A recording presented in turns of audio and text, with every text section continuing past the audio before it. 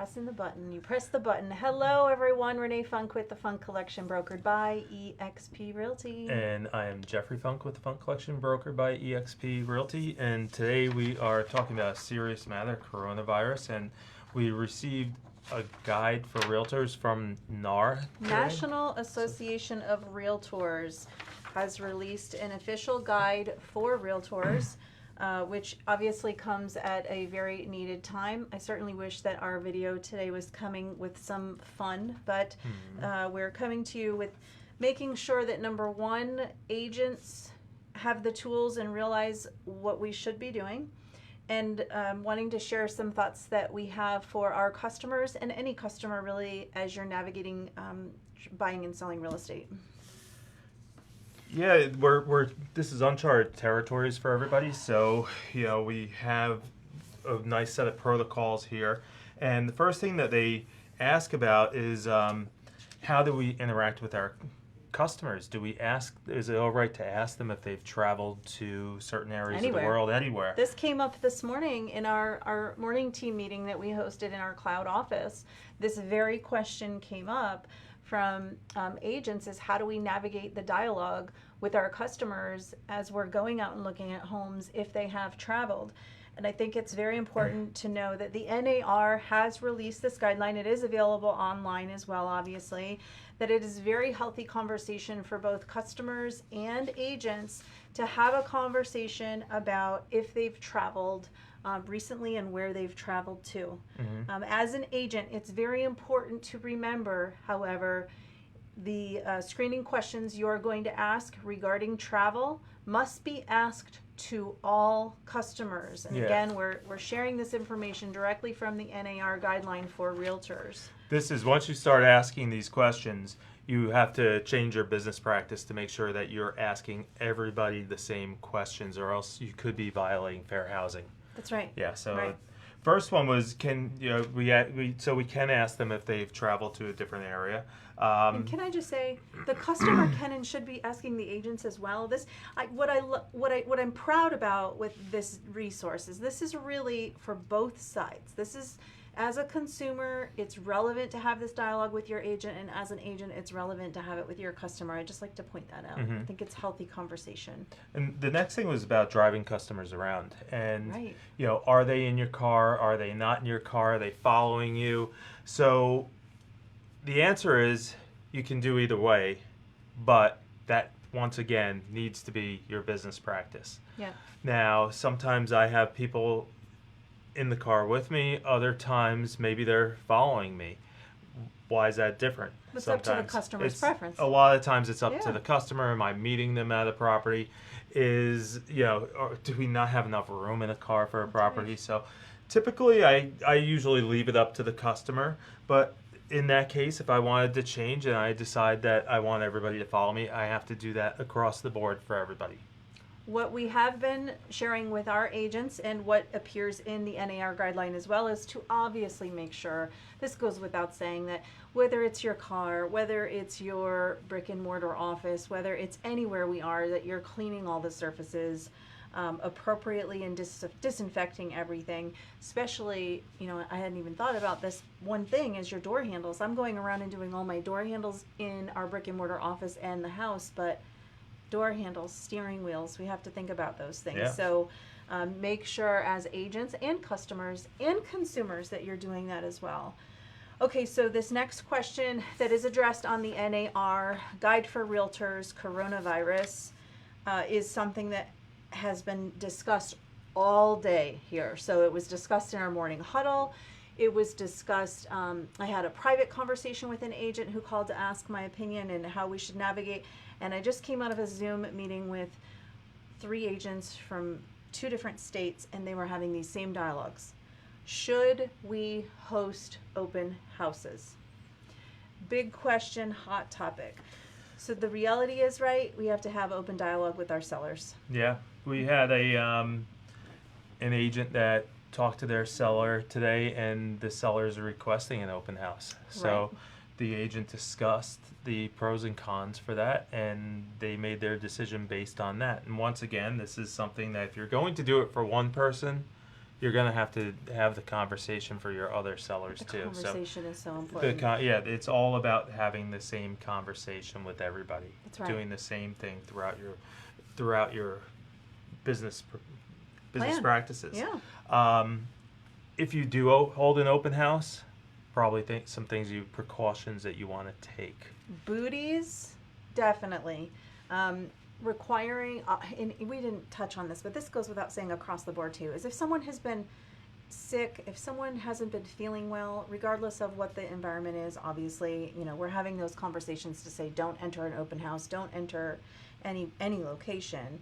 But the NAR guideline is saying if you do hold an open house, consider requiring all visitors to disinfect their hands upon entering, and make sure you're providing alcohol-based hand sanitizers at the entryway, as well as soap and disposable towels in bathrooms. Disposable towels. And then, again, the booties are very helpful. This is if you and your seller have had a conversation and you've decided to move forward. Whether or not you get a lot of engagement, though, is probably another discussion. That's gonna be. We're gonna see what happens there.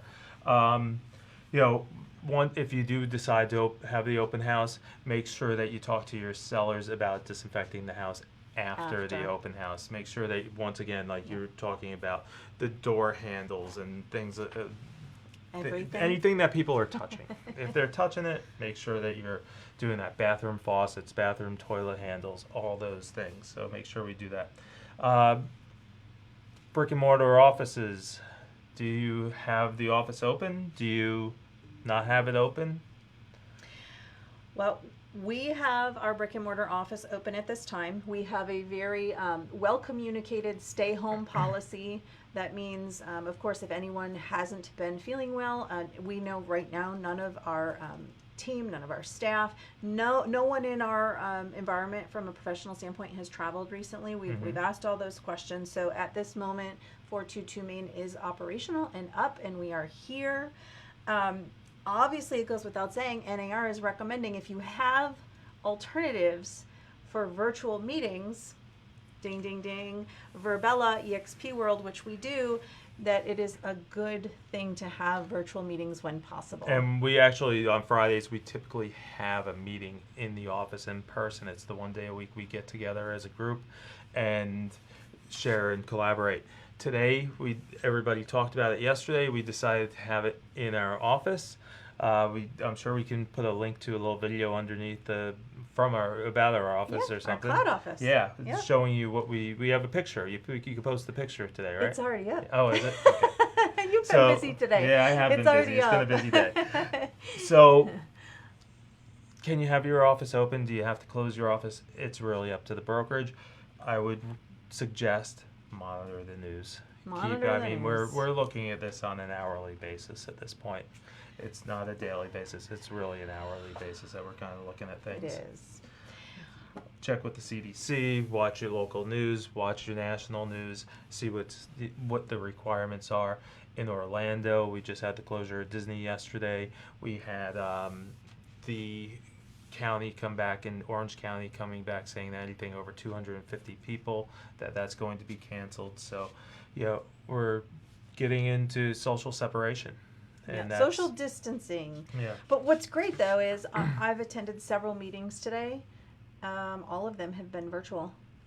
It's been a little bit more quiet at 422 Main, but I was in a meeting today with 437 people. We had our EXP Realty Leadership meeting, and there were 437 people from around the globe, all in the cloud. So very cool. There are options, and on that note as well, I hadn't thought about this.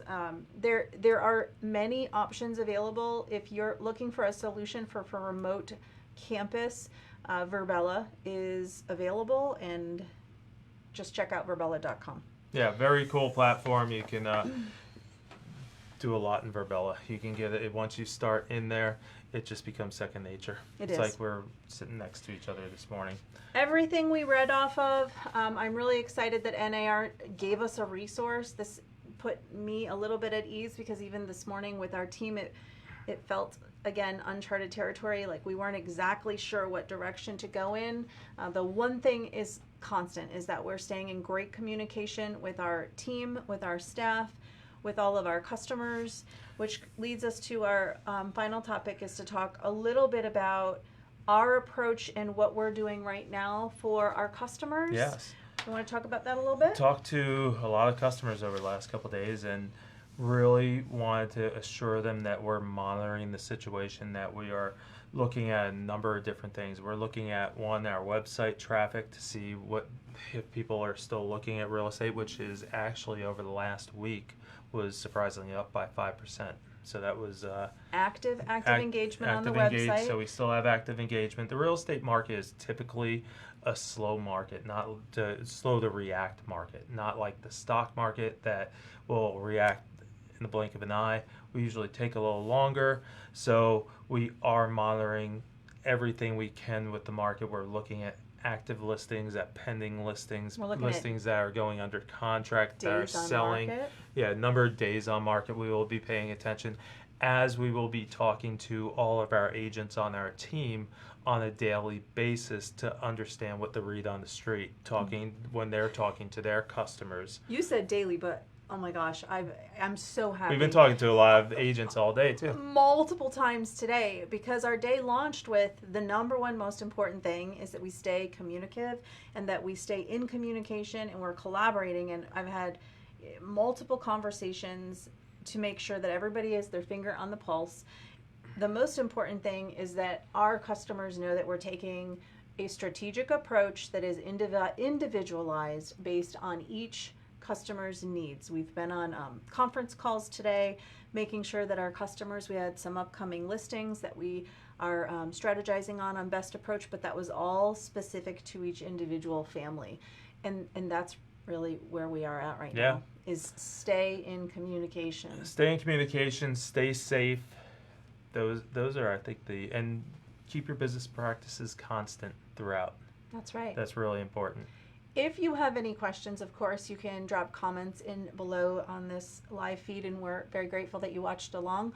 Obviously, anytime, feel free to reach out in a call, in a text, and an email anyway. It is our goal to make sure that we're serving you at the highest level, and we're navigating this together. All right. That's great. Check out the Guide for Realtors NAR release. I'll drop that in the comments as well. There's quite a lengthy update, so keep an eye on everything. You guys stay safe, and thank you for following along. Yeah. If you have any questions, contact your agent. If you're one of our customers and you have a question, reach out. We're here to talk to you and to really assure you that we're on top of everything. So thanks, guys. Thanks. Have a great day. Soon. Bye-bye.